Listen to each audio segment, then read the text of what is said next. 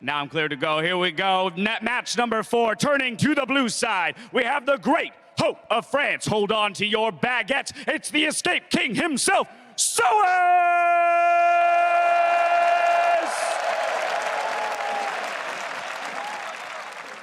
Y en el otro lado, el único jugador de la GPL que ha jugado 2 All-Stars, QTV.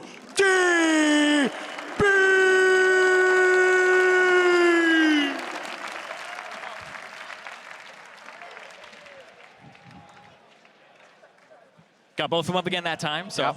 Their powers combined, they're even louder. I'm still thinking yesterday was a little bit better with the ratatata. See, that's the thing, though, is now that's in their heads, and you can't let that get perform. to you, right? You think of Dave Chappelle when he was, like, going crazy, and it's like, I have to outdo myself every single time. It gets so hard. Reinvent yourself. Exactly. It's so hard to do, though, because people fell in love with what you had done. It's like Key and Peele as well. It's like, we got to keep making funny stuff. People have He came back, though, expectation. Dave Chappelle. Did he do, like, a little skit right now, a little lately? Yep. He changed his direction just a tiny bit, but still. It's one of those things, man. All right, change direction, into game. Fiddles! I mean, these guys can watch the match histories. There's a good chance some of these players have been like spamming certain champions because unlike scrims, you can't pause and leave a 1v1 because most of them go down to the wire on like a one single auto attack trade. Yeah. And then the game ends and there's always logs. Alt F4 right before the last hit comes through. That's an auto lock, too. Oh, they're playing a mirror match. Oh. The second you see weird bans, they're playing a mirror match. Because look at it. sOAZ spelled Fnatic. Yeah, FNC versus QTV. The second you see the vibe ban, you got to start looking at like the first letters and see what they're banning. This happened last year as well, where Bjergsen and Doublelift were banning out TSM every time and then playing Vel'Koz and Zed Mirror. Froggen played Anivia Mirror and they spelled it out. The Zillion was spelled out last year as well in his game versus Aframoon. This is great. Oh, dude, I love watching these teams 1v1s. The sad part is they actually tend to end at level 3. Yeah. Oh, usually it's the level 3, it's whoever got better ease off on the minion wave and the other person to try and push it a little bit faster. And whoever lands the Q, because they'll both stand in the minion wave, and if one lands a Q and the other doesn't, it's like, this game is almost over. Yeah, it's really important because these guys are going to kind of mimic each other in terms of play. When it was played by Diamond Prox, was it like 2013 All-Stars? He definitely played a Lee Sin Mirror, but the problem was it was in the original Summer's Rift in the mid lane, so there was no fancy brush control or relics, and I think that will actually spice this matchup up a lot more.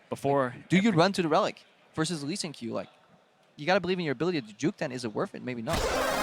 That's true. That's actually...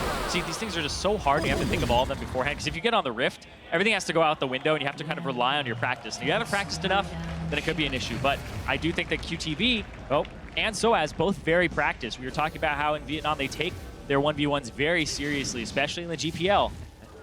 Yeah, definitely see if there's any contrast here. sOAZ is running 80 attack speed, armor, and just some health, so a pretty standard page, honestly, with Thunderlords. Just gonna look up what his opponent is running. We're missing quite a few Qs right now. There's magic resistant QTV. Yeah, because E does magic damage. But like 4 flat MR. It could be the difference. I've seen it before. Yeah. I've actually seen it before. All right. They're both running a little bit of attack speed, definitely. It depends on what their style is, because some people actually max E first, because it'll shove the wave, and it will also deal damage to the opponent. So if you have magic resistance and they don't, it is the difference. Yeah, definitely. We've seen W maxes as well for kind of a sustained tanky synth. Yeah, it's the difference there. sOAZ started Q, QTV started E. sOAZ connects, so that's good. In a minion wave, that's rough, though. QTV should always answer with immediate auto attack right there. Yeah. It's really important that you do not cancel any single auto attack animations. So it's going to put you behind in trades. I was looking at fun facts for QTV. He's actually 28 years old, and he turns 29 in March. So. Ooh, sOAZ bullied a guy playing a Lee Sin mechanic heavy matchup, and this guy is 28. That's just mean, Paul. Good size up. It's just being toxic, you know? And QTV levels up, gets the Q and the exhaust. Good counter exhaust from sOAZ right before the proc. sOAZ has his Q up first. Oh, that's big. 28, baby. Still got it. I mean, maybe he's juking it because sOAZ. Oh, he's got Q back up. He got him. Oh, he got him. He got him. sOAZ, it's over. Oh, QTV. It takes down the 1v1 king from earlier. Look at him. He's happy. Oh. Hey, man, 28 years old. Don't give up on your dreams like Crepo. Everybody else out there, you are old enough to go pro. I need a new excuse. What will I do now? Maybe I was bad all the time.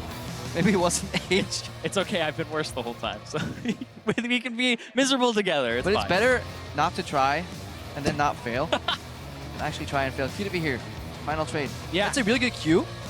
And then sOAZ, yeah, his Q wasn't cooldown. You can't play that bold. Yeah, that's the thing is you have to count the cooldowns here, and that's what happened. What QTV did is when you saw him go aggro right before that replay, he walked up to the left, and then he started walking back because he was like, -4 seconds. That means sOAZ is up here. Dodges sOAZ's Q, and that's what changed the game. And he also had like 2 magnificent sidesteps there. It's really hard to juke against like great Lee Sin players or great pro players. So sometimes you gotta do the dumb jukes. Basically, you keep walking in a straight line. It's like a double mind game that goes like 3 layers deep. But he sidestepped both Qs and then obviously got control of the matchup.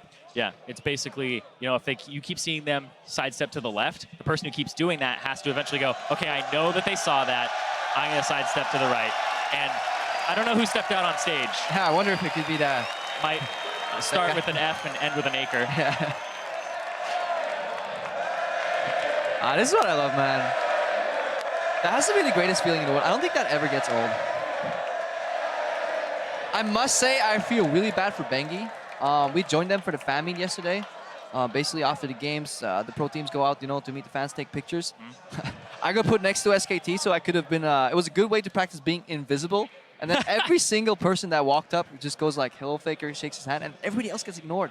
Snap got a couple, but like Bengi was just like standing there, like poor little guy, invisible as well. I was next to Madlife as well. Nobody recognized like the true support god. It felt really like eerie almost. Yeah, man, welcome to my life as a caster, man. It's like, Jat, I love you, Jat. It's like, Budget Jat. Yeah, I'm growing out the beard so that, you know, I can be Distinguished.